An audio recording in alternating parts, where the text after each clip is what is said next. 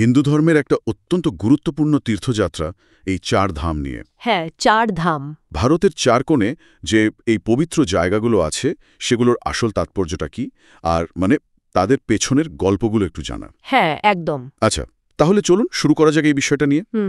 এই ৪টা ধাম হলো গিয়ে, উত্তরে যদি দেখি উত্তরাখণ্ডে বদ্রীনাথ, ঠিক, পশ্চিমে গুজরাটে দ্বারকা, পূর্বে ওড়িশার পুরী, আর একদম দক্ষিণে তামিলনাড়ুতে রামেশ্বরম। হ্যাঁ, পুরো ভারতের ম্যাপটা যদি ভাবি, ৪টে কোণে ৪টে বিন্দু, একটা অদ্ভুত জ্যামিতিক আকার যেন।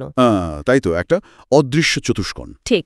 আর এখানে যেটা খুব ইন্টারেস্টিং, গমন করার মতো, সেটা হলো প্রত্যেকটা ধামের সঙ্গে একজন করে প্রধান দেবতা যুক্ত। হ্যাঁ, সেটা বলুন তো একটু। যেমন ধরুন, বদ্রীনাথে ভগবান বিষ্ণু, দ্বারকায় যদি যাই সেখানে শ্রীকৃষ্ণ, পুরীতে জগন্নাথ, যিনি আসলে কৃষ্ণেরই আরেক রূপ। আচ্ছা। আর রামেশ্বরমে সেখানে ভগবান শিব। তার বিষ্ণু, কৃষ্ণ, আবার শিব। হ্যাঁ, এটাই তো সবচেয়ে আশ্চর্যের ব্যাপার। এই ৪টে ধাম দেখুন, বৈষ্ণবধারা যারা বিষ্ণু বা তার অবতারদের পুজো করেন, আর শৈবধারা যারা শিবের উপাসক, এই দুটো প্রধান ধারার একটা অদ্ভুত মিলন ঘটেছে এখানে। বাহ, এটা তো দারুণ একটা দিক, ধর্মীয় বৈচিত্র্যের একটা মেলবন্ধন। একদম। উৎসগুলোতেও এই ব্যাপারটা বেশ জোর দিয়ে বলা হয়েছে। ভারতের যে ধর্মীয় সহ অবস্থান, তার একটা দারুণ ছবি ফুটে ওঠে। হ্যাঁ, এই বৈচিত্র্যটাই অসাধারণ। আচ্ছা, এবার যদি প্রত্যেকটা জায়গার নিজস্ব বিশেষত্বের দিকে একটু দেখি, যেমন ধরুন বদ্রীনাথ, উৎসগুলো বলছে এটা একেবারে হিমালয়ের কোলে, অলকানন্দা নদীর ধারে। হ্যাঁ, অলকানন্দা বিষ্ণুর খুব প্রাচীন আর খুব গুরুত্বপূর্ণ একটা উপাসনার জায়গা। শোনা যায় উনি নাকি ওখানে তপস্যা করেছিলেন। হ্যাঁ, সেরকমই বলা হয়।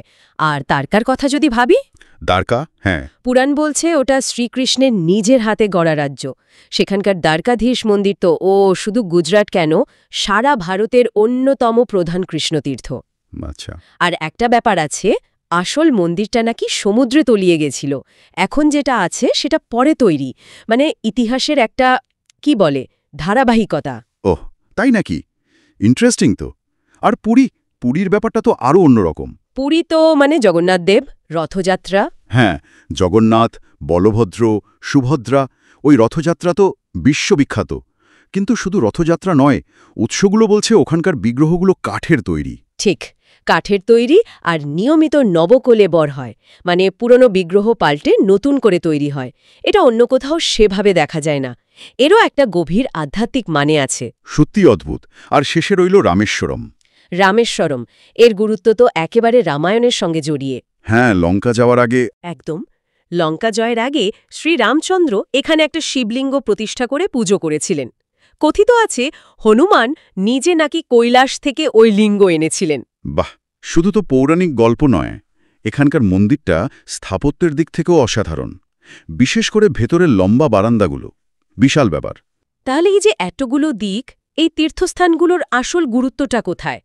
এগুলো কি শুধুই পুজো আচ্চা করার জায়গা? না না, শুধু মন্দির বা পুজোর জায়গা বললে খুব কম বলা হবে। উৎসগুলো যেভাবে বলছে, এগুলো আসলে ভারতের আধ্যাত্মিক ভূগোলের স্তম্ভ। আধ্যাত্মিক ভূগোল? হ্যাঁ, পুরাণ, ইতিহাস, মানুষের বিশ্বাস সব মিলেমিশে এই জায়গাগুলোকে একটা অন্য মাত্রা দিয়েছে।